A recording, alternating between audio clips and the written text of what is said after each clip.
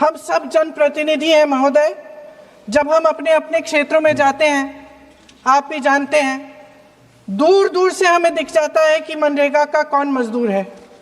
सबसे गरीब होता है, चेहरे पे झुर्रियां होती हैं, हाथ मिलाए तो सर हाथ पत्थरों की तरह।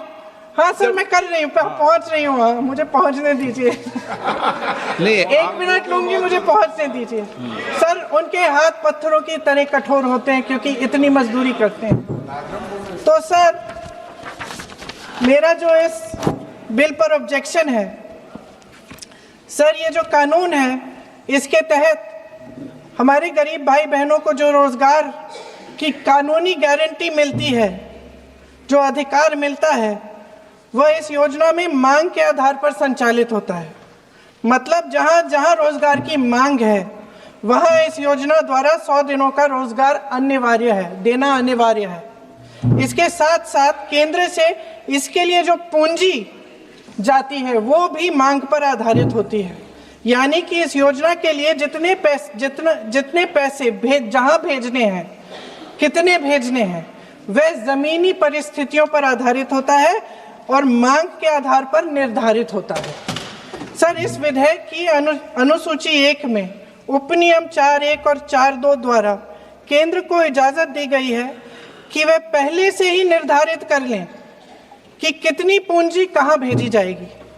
इससे संविधान के 73वें संविधान संशोधन को नजरअंदाज किया जा रहा है। सर महोदय, इसके जरिए ग्राम सभाओं को इस योजना की मांग की जमीनी परिस्थितियों के आधार पर तय करने का पूरा अधिकार दिया जाता था। आज वो अधिकार कमजोर किया जा रहा है।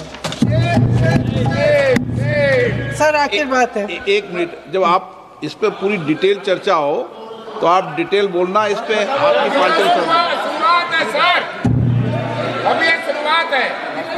सर, जो हमारे संविधान की जो मूल भावना है कि हर एक व्यक्ति के हाथों में शक्ति होनी चाहिए, वही मूल भावना पंचायती राज में है। और उस मूल भावना के विरोध है ये जो अधिनियम, जो ये विधेयक आ रहा है। सर, इस विधेयक के जो प्रबंधन है, जिससे रोजगार का जो अधिकार है, कानूनी अधिकार है, वो कमजोर हो रहा है, वो हमारे संविधान के विपरीत है। सर, ये हमारे इसी सदन ने ये कानून बनाया और इसी सदन ने ये अधिकार जनता को दिया है। ओके। सर, एक और है सर, महात्मा गांधी मनरेगा में 90% अनुदान केंद्र से आता था।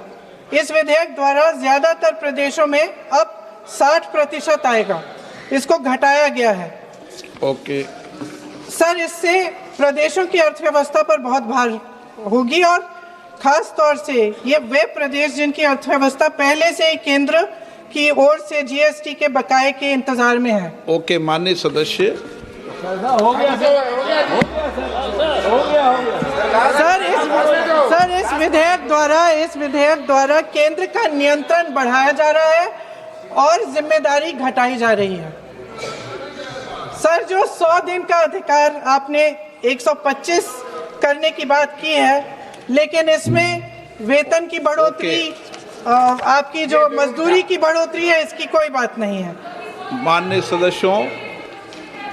सर, ये सही बात है कि अभी तक जो बकाया है वो ही पूरा नहीं हुआ है। माननीय सदस्य गणों, मैं आपसे सर, आखिरी बात ये है सर कि हर योजना का नाम बदलने की जो सनक है, ये समझ में नहीं आती है। सर, जब ये किया जाता है, तो सरकार केंद्र को पैसे खर्चने पड़ते हैं।